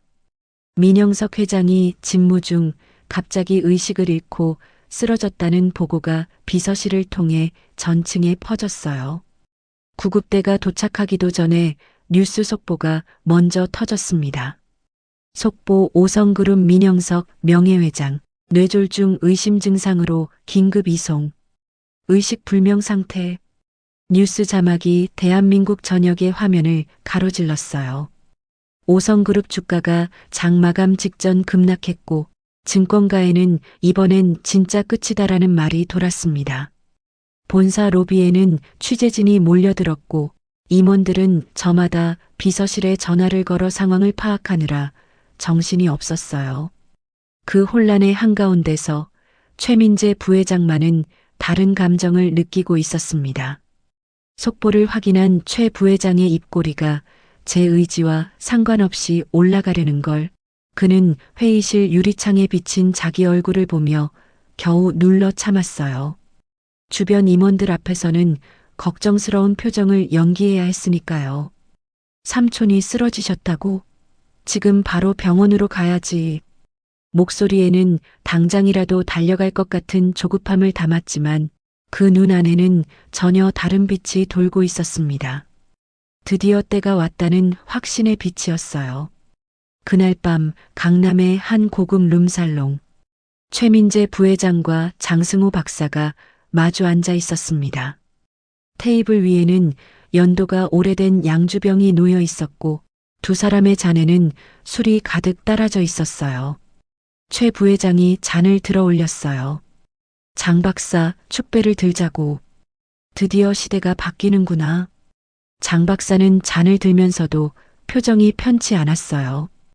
의사라는 직업이 남긴 마지막 양심의 조각이 축배의 무게를 견디기 어렵게 만들고 있었던 거죠. 하지만 손에 쥐어진 강남 건물 등기 권리증이 그 양심을 눌러버렸습니다. 부회장님, 이제 주주총회에서 해임안만 통과시키면 되는 겁니까? 해임이 아니라 은퇴지. 병상에 누운 노인네를 해임하는 건 너무 잔인하잖아. 건강상의 이유로 명예롭게 물러나시는 거야. 아름답지 않나? 최 부회장이 양주를 한 모금 머금으며 웃었어요. 그레이스톤 쪽에서 계약서 최종본 보내왔어. 기술 부문 매각 대금이 당초보다 5% 올랐더군. 장 박사 목도 넉넉할 거야. 감사합니다, 부회장님. 장 박사가 고개를 숙이며 잔을 기울이는 그 순간 룸문이 살짝 열렸어요. 검은 조끼에 나비 넥타이를 맨 젊은 웨이터가 조용히 들어와 새 안주 접시를 테이블 위에 내려놓았습니다. 고개를 숙인 채 물잔을 채우고 빈 접시를 치우고 소리 없이 다시 나갔어요. 두 사람은 웨이터를 거들떠보지도 않았습니다. 하지만 그 웨이터의 조끼 안주머니에는 초소형 녹음기가 들어 있었어요. 무영 전자상가에서 다인과 함께 자란 동네 오빠 전자 부품상 아들 박준혁이었습니다. 다인이 이틀 전 찾아가 부탁했어요. 오빠, 하루만 알바 좀 해줘. 양주 따르면서 얘기만 들으면 돼. 준혁은 이유를 묻지 않았습니다. 전자상가 사람들 사이에서 다인의 부탁은 곧 다인 아버지의 부탁이나 마찬가지였으니까요. 최 부회장의 드디어 시대가 바뀌는구나부터 매각 대금 이야기까지 한 글자도 빠짐없이 녹음기 안에 담겼습니다. 같은 시각 서울 시내 한 대학병원 VIP 병동 1인실 병실 문 앞에는 면회 사절 팻말이 걸려 있었고 복도에는 비서실 직원 2명이 지키고 서 있었어요. 병실 안에는 흰 시트가 깔린 침대 위에 민영석 회장이 누워 있었습니다. 산소 호흡기가 코에 걸려 있었고 심장 모니터가 규칙적으로 삐 소리를 내고 있었죠. 창백한 얼굴, 감긴 눈. 누가 봐도 위독한 환자의 모습이었어요. 밤 11시가 넘어 병실 문이 조용히 열렸습니다. 다인이 비닐봉지 하나를 들고 안으로 들어왔어요. 문을 닫고 안쪽에서 잠금 장치를 돌리는 소리가 찰칵 울렸습니다. 그 순간 민 회장이 벌떡 일어나 앉았습니다. 산소 호흡기를 코에서 벗기더니 옆 테이블 위에 툭 내려놓았어요. 그리고 이불을 걷어차며 침대 가장자리에 걸터 앉았습니다. 병원 밥은 맛이 없어? 뭐 가져왔어? 다인이 비닐봉지에서 과일 도시락을 꺼냈습니다. 다인은 병실 한쪽 소파에 앉아 사과를 깎기 시작했습니다. 민 회장이 사과 한 조각을 받아 베어 물며 물었어요. 준비는 잘 되어가고 있지? 다인은 사과를 깎는 손을 멈추지 않고 대답했습니다. 네, 할아버지. 내일이면 그 사람들 표정 볼만할 거예요. 민 회장이 사과를 씹으며 웃었어요. 그 웃음에는 복수의 쾌감보다는 오랜 시간 참아온 사람이 마침내 짐을 내려놓기 직전의 편안함이 묻어 있었습니다. 프레젠테이션 자료는 도청 칩 확대 사진, 렌즈 왜곡 데이터, 약물 성분 분석서, 보안팀장 녹음, 매각 합의서. 순서대로 준비해뒀어요. USB 원본은 제가 직접 들고 들어갑니다. 검찰 쪽은 비서실장님이 수사관 대기 배치를 마쳤다고 했어요. 주주총회장 건물 밖에서 연락 기다리고 있을 거예요. 민 회장이 고개를 끄덕였습니다. 사과를 한 조각 더 집어들며 잠시 창밖을 바라봤어요. 다인아, 고맙다. 민 회장의 목소리가 평소와 달랐어요. 회장의 목소리도 작전 지휘자의 목소리도 아니었습니다. 그건 그냥 할아버지의 목소리였어요. 내 곁에 박사가 수천 명이었지만 내 안경이 흉기인 줄 아는 놈은 없었어. 내 약이 독인 줄 아는 놈도 없었고 30년 지기가 날 죽이고 있었는데 너 하나가 날 살렸어. 다인은 사과를 깎던 손을 멈추고 민 회장을 올려다봤어요. 아니에요. 할아버지가 저를 믿어주셨잖아요. 전파사 출신이라고 무시하지 않고 제 손끝을 믿어주셨잖아요. 그게 아니었으면 저는 아직도 상가 3층에서 시계나 고치고 있었을 거예요. 두 사람 사이에 잠깐 침묵이 흘렀습니다. 그건 더 이상 말이 필요 없는 사이에서만 가능한 종류의 고요함이었어요. 민 회장이 사과를 다 먹고 입을 닦았어요. 그리고 다시 침대에 누우며 산소 호흡기를 코 위에 올려놓았습니다. 연기자의 표정으로 돌아가기 전 마지막으로 한마디를 보탰어요. 내일 본때를 보여주자꾸나. 다인은 고개를 숙여 인사하고 병실을 나왔습니다. 복도를 걸어 나오면서 다인은 창문에 비친 자기 모습을 잠깐 바라봤어요. 낡은 점퍼 차림에 공구 가방을 맨 21살. 무형 전자상가에서 혼자 살아남은 전파사 아이. 세상은 이 아이를 땜쟁이라고 불렀고 낙하산이라고 비웃었고 산업 스파이로 몰기까지 했었죠. 내일이면 그 세상이 달라질 겁니다. 아버지가 가르쳐준 기술이 거짓이 아니었다는 걸, 가장 낮은 곳의 손끝이 가장 높은 곳의 정의를 바로 세울 수 있다는 걸 내일 그 사람들 눈앞에서 증명해 보이겠다고. 다인은 창문 속 자기 자신에게 고개를 한번 끄덕여 보였습니다. 그리고 돌아섰어요. 공구 가방 끈을 고쳐 매고 병원 로비를 향해 걸어나가는 발걸음에 흔들림은 없었습니다. 주주총회 당일 5성그룹 본사 2층 대회의장 앞에는 이른 시간부터 사람들이 모여들고 있었어요. 기관 투자자, 소액 주주, 노조 대표, 금융 애널리스트, 그리고 취재진까지. 5성그룹 명예회장의 쓰러짐 이후 처음 열리는 주주총회였으니 관심이 쏠리지 않을 수가 없었죠. 회의장 안은 500석 규모의 좌석이 빼곡히 채워져 있었어요.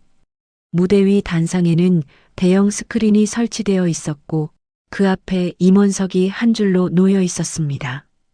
오전 10시 총회가 시작되었습니다. 최민재 부회장이 단상에 올랐어요. 검은 정장에 검은 넥타이, 표정은 비장하게, 그러나 눈 안에는 감추기 어려운 의기양양함이 서려 있었습니다. 단상 위 마이크 앞에 선 최 부회장은 잠시 고개를 숙였어요. 침통한 표정을 만드는데 3초. 수백 명의 시선이 자신에게 집중되는 그 순간을 즐기고 있었죠. 존경하는 주주 여러분. 최 부회장의 목소리가 스피커를 타고 회의장을 가득 채웠습니다. 오늘 이 자리에 서는 제 마음이 무겁습니다. 여러분도 아시다시피 민영석 명예회장님께서 뇌졸중으로 쓰러지셨습니다. 의료진에 따르면 의식 회복이 불투명한 상황이며 장기적인 경영 공백이 불가피합니다. 회의장 안에 무거운 침묵이 내려앉았어요. 주주들의 얼굴에 불안이 번지고 있었습니다. 저 역시 이 말씀을 드리는 것이 얼마나 가슴 아픈 일인지 모릅니다. 최 부회장이 잠시 말을 멈추고 눈가를 손등으로 훔치는 신용을 했어요. 하지만 기업의 미래를 개인의 감정에 맡길 수는 없습니다. 그래서 오늘 눈물을 머금고 한 가지 안건을 상정하고자 합니다. 민영석 명예회장님의 건강 악화에 따른 쾅! 회의장 뒤쪽 정문이 안쪽으로 벌컥 열렸습니다. 모든 고개가 일제히 뒤를 돌아봤어요. 문 사이로 쏟아져 들어오는 복도의 빛을 등지고 한 사람이 서 있었습니다. 왼손에 지팡이를 짚고 등을 곧게 세운 채 사흘 전까지 의식불명으로 병원에 누워있던 사람. 민영석 회장이었습니다. 회의장이 일순간 얼어붙었어요. 500명의 입에서 숨소리조차 사라졌습니다. 그리고 그 정적을 깨뜨린 건 객석 어딘가에서 터져나온 한마디였어요. 뭐야? 위독하다며? 그 한마디를 시작으로 회의장 안이 술렁이기 시작했습니다. 속삭임이 파도처럼 앞좌석에서 뒷좌석으로, 다시 뒷좌석에서 앞좌석으로 밀려갔어요. 카메라 셔터 소리가 폭죽처럼 쏟아졌고 기자들이 자리에서 반쯤 일어나 렌즈를 들이댔습니다. 민 회장이 걸어오기 시작했어요. 지팡이가 회의장 바닥을 찍을 때마다 그 소리가 스피커보다 크게 울리는 것 같았습니다. 한 걸음 한 걸음. 느리지만 흔들림 없는 발걸음이었어요. 그리고 민 회장의 반 발짝 뒤에 다인이 있었어요. 낡은 점퍼 대신 깔끔한 정장을 입고 있었지만 어깨에 맨 공구 가방만은 그대로였습니다. 한 손에는 노트북을, 다른 손에는 USB를 쥐고 있었어요. 단상 위 최 부회장의 얼굴이 순간적으로 일그러졌습니다. 찰나의 경악이었지만 다인의 눈은 그걸 놓치지 않았어요.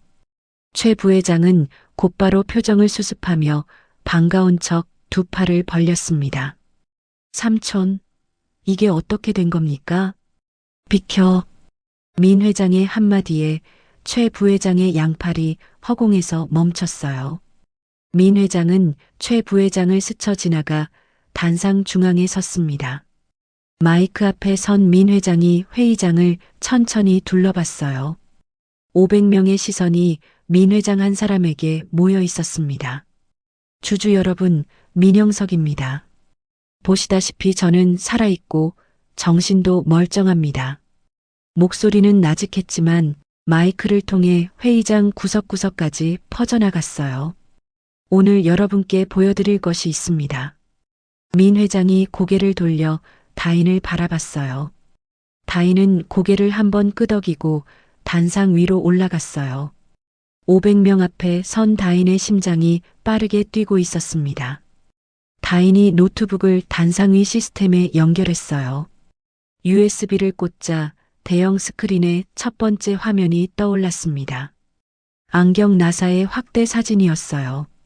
500배로 확대된 나사 머리에 마이크 수음 구멍이 선명하게 보였습니다. 그 옆에는 일반 나사와의 비교 사진이 나란히 놓여 있었죠. 이것은 민영석 회장님께서 2년간 착용하셨던 안경에서 추출한 나사입니다. 다인의 목소리가 마이크를 타고 회의장에 울려 퍼졌어요. 나사 머리의 홈은 일자도 십자도 아닙니다. 초소형 마이크의 수음 구멍입니다. 이 나사 하나로 회장님의 모든 대화가 도청되고 있었습니다. 회의장 안이 웅성거리기 시작했어요.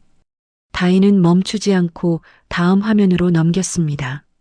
렌즈 곡률 분석 데이터가 그래프와 함께 스크린을 채웠어요. 그리고 이것은 같은 안경의 렌즈 분석 결과입니다. 동공 초점이 0.5mm 의도적으로 비틀어져 있었습니다. 이 렌즈를 장기간 착용하면 만성 두통, 어지럼증, 인지 저하가 발생할 수 있습니다. 회장님이 받으셨던 치매 진단은 이 렌즈가 만들어낸 가짜 증상이었습니다. 회의장의 웅성거림이 한 단계 커졌어요. 주주들이 서로 얼굴을 바라보며 수군거렸고 임원석에 앉아있던 사람들의 표정이 하나둘 굳어지기 시작했습니다. 이것은 안경이 아니라 흉기입니다.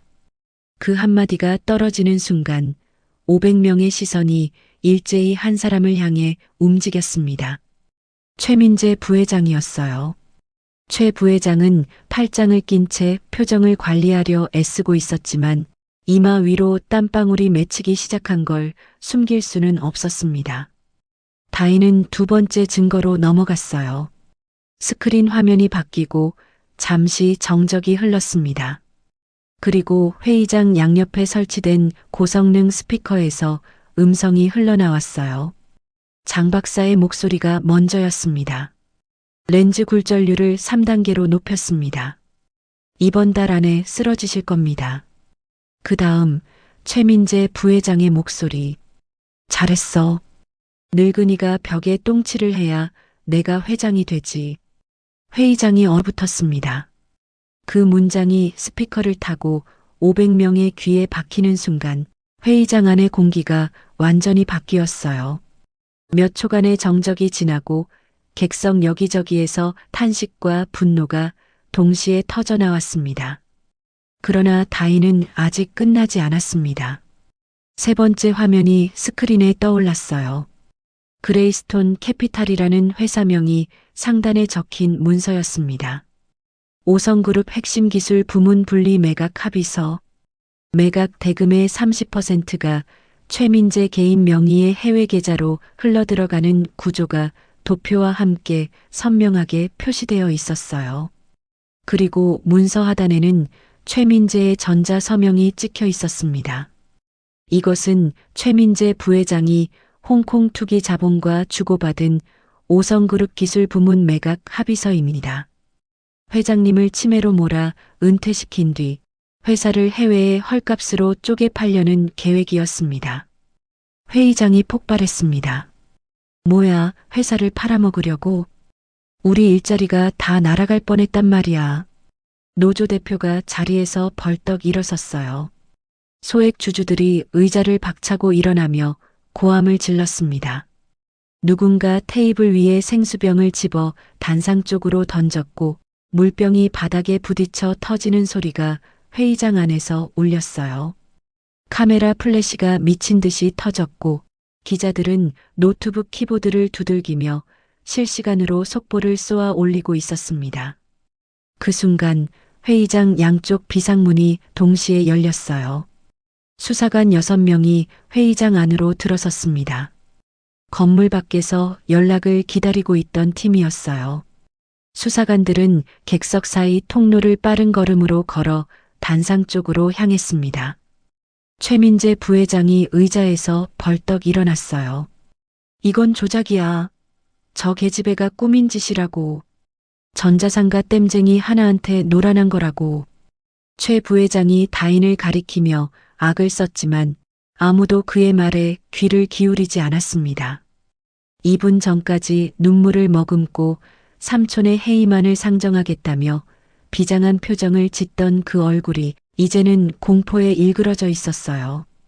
최민재 씨, 특정 경제범죄 가중처벌에 관한 법률 위반 및 살인미수 혐의로 체포합니다. 당신에게는 묵비권이 있으며 손 놔. 나를 누구로 보고 이런 짓을. 최 부회장이 발버둥을 쳤지만 수사관들의 손은 흔들리지 않았어요. 끌려나가는 최 부회장의 얼굴이 회의장 출입문을 지나는 순간 그의 눈과 민 회장의 눈이 마주쳤습니다. 민 회장은 단상 위에서 조카를 내려다보고 있었어요. 그 눈 안에는 분노도 승리의 쾌감도 없었습니다. 그저 오래전에 잃어버린 사람을 바라보는 것 같은 깊은 피로가 담겨 있었어요. 최 부회장이 끌려나간 직후 임원석 맨 끝에 앉아있던 장승우 박사의 차례가 왔습니다. 장 박사는 이미 체포 전부터 무너져 있었어요. 스피커에서 자기 목소리가 흘러나오는 순간 얼굴이 백지장이 되었고 수사관이 다가오자 도망치려는 시도조차 하지 못했습니다. 다리에 힘이 풀려 의자에서 주저앉았고 두 수사관이 양쪽에서 부축하다시피 해서 회의장 밖으로 데려나갔어요. 30년을 곁에서 모셔온 주치의가 고개를 떨군 채 끌려나가는 모습을 민 회장은 끝까지 지켜봤습니다. 지팡이를 쥔 손에 힘이 들어간 것 외에는 아무런 감정도 드러내지 않았어요. 하지만 다인은 알고 있었습니다. 민 회장이 지금 어떤 마음인지를. 배신한 자를 벌하는 것이 아무리 정당해도 30년의 세월이 무너지는 소리를 듣는 건 아플 수밖에 없다는 거리요. 회의장은 서서히 진정되어 갔습니다. 주주들의 분노가 안도로 바뀌고 안도가 다시 박수로 바뀌었어요. 처음에는 한두 명이 시작한 박수가 객석 전체로 퍼져나갔습니다. 500명의 박수 소리가 회의장 벽을 울리고 천장에 부딪혀 내려오고 다시 올라갔어요. 그 박수 소리 한가운데에 다인이 서 있었습니다. 단상 위 대형 스크린 앞에 21살 무형 전자상가 전파사 출신 고졸 흑수저 세상이 붙여준 모든 꼬리표가 지금 이 순간만큼은 아무 의미가 없었어요. 민 회장이 다인을 향해 고개를 한번 끄덕였습니다.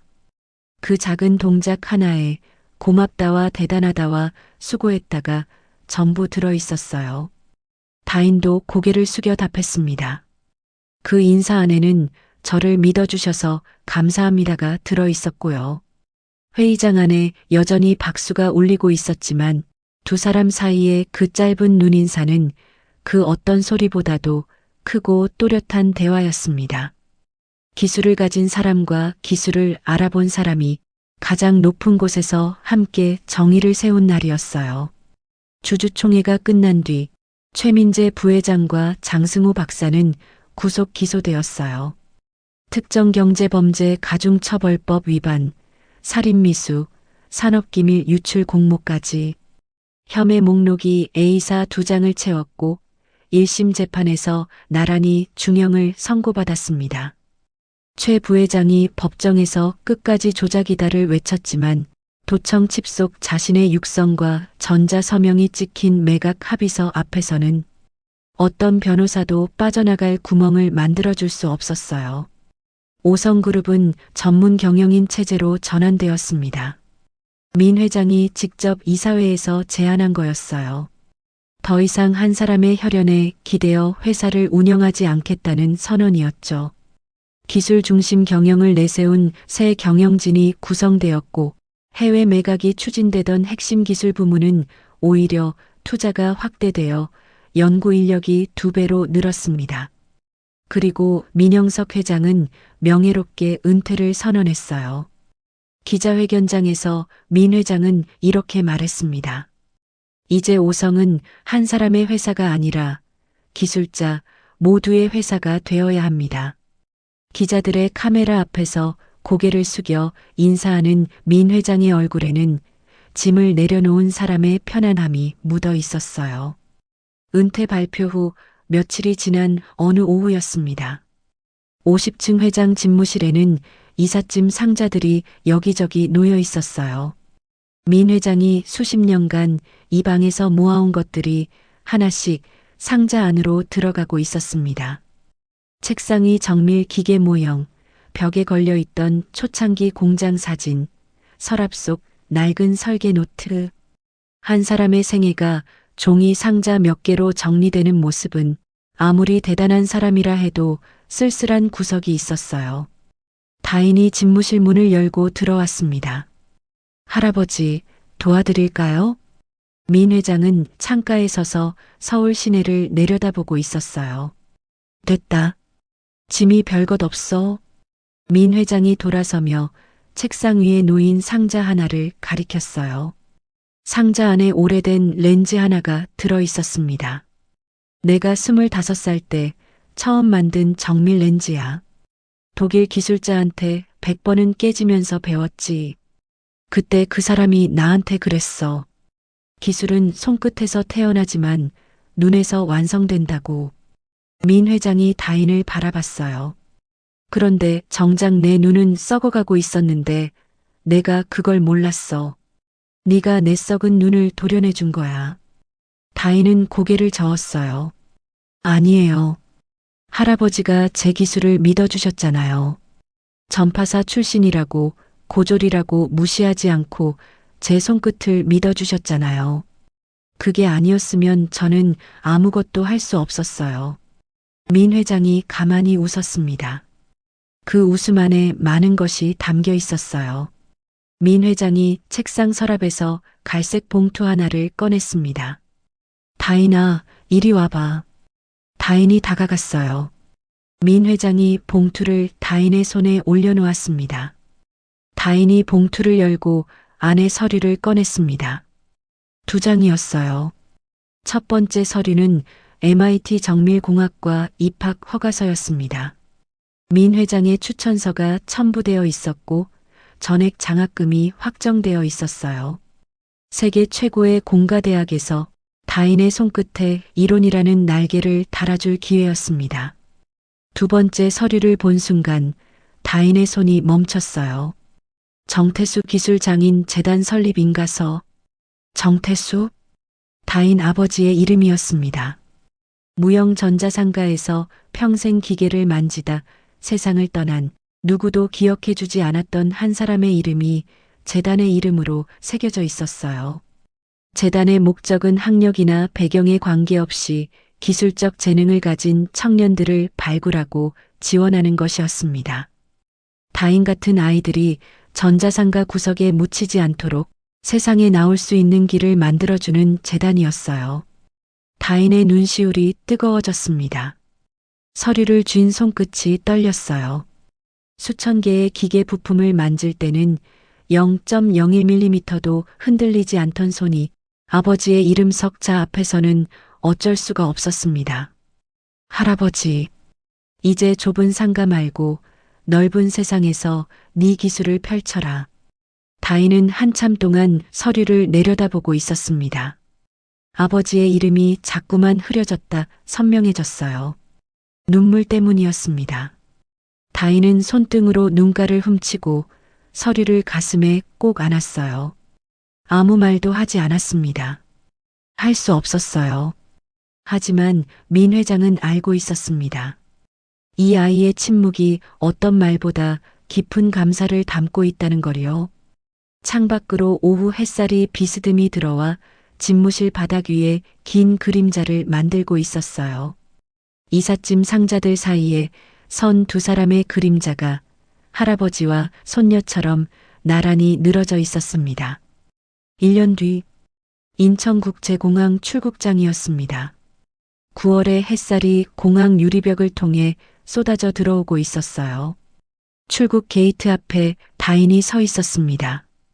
1년 전과는 많이 달라진 모습이었어요. 낡은 점퍼 대신 깔끔한 재킷을 입고 있었고 캐리어 하나와 공구 가방 하나를 들고 있었습니다. 공구 가방만은 여전히 아버지 것 그대로였어요. 어디를 가든 이것만은 가져가야 했으니까요. 출국 게이트 앞에서 다인이 뒤를 돌아봤습니다. 배웅을 나온 민 회장이 멀찍이 서서 손을 들고 있었어요. 지팡이를 짚은 모습이었지만 1년 전보다 훨씬 정정해 보였습니다. 그 옆에는 비서실장이 그리고 무영전자상가에서 달려온 김영진 아저씨와 박준혁 형이 서 있었어요. 전자상가 사람들은 손을 흔들다 못해 점프까지 하고 있었죠. 다인은 그 사람들을 향해 허리 깊이 고개를 숙였습니다. 오래, 천천히. 그리고 몸을 돌려 게이트를 향해 걸어갔어요. 공항 유리벽을 통해 들어온 햇살이 다인의 얼굴 위에 내려앉았고 코 위에 걸린 안경 렌즈가 그 빛을 받아 반짝였습니다. 아버지의 렌즈 가공기로 직접 깎은 렌즈였어요. 세상을 있는 그대로 또렷하게 보여주는 렌즈. 다인의 뒷모습이 게이트 너머로 사라졌습니다. 그리고 시간이 조금 더 흘렀어요. 무영전자상가 3층. 다인 전파사가 있던 자리에 새로운 간판이 걸렸습니다. 5성그룹 기술장인 상생센터.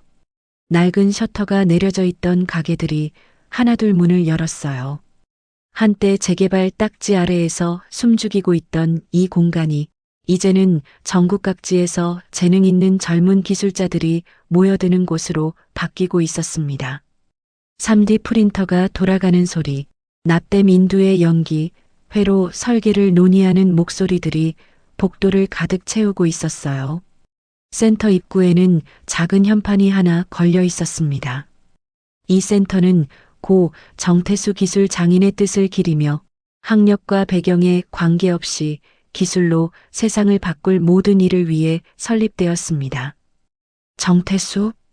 평생 무영전자상가 3층에서 기계를 고치다 세상을 떠난 한 사람의 이름이 이제 이곳을 드나드는 모든 젊은 기술자들의 첫 번째 인사가 되고 있었어요. 현판 앞을 지나가는 사람들이 가끔 멈춰서서 그 이름을 읽었고 그때마다 복도에 작은 경의가 피어났습니다. 현판 옆에는 액자에 넣은 사진 한 장이 걸려 있었어요. 드라이버를 들고 환하게 웃는 중년 남자의 사진. 다인의 아버지였습니다. 그 사진 아래에 다인이 직접 쓴 글이 적혀 있었죠. 기술은 거짓말을 하지 않습니다. 다만 사람이 거짓말을 할 뿐입니다. 아버지는 제게 기술을 가르쳐 주셨고 세상은 제게 거짓을 꿰뚫어 보는 눈을 주었습니다. 이제 저는 그 눈으로 더 넓은 세상을 보러 갑니다. 무형 전자상가 위로 오늘도 해가 뜨고 있었습니다.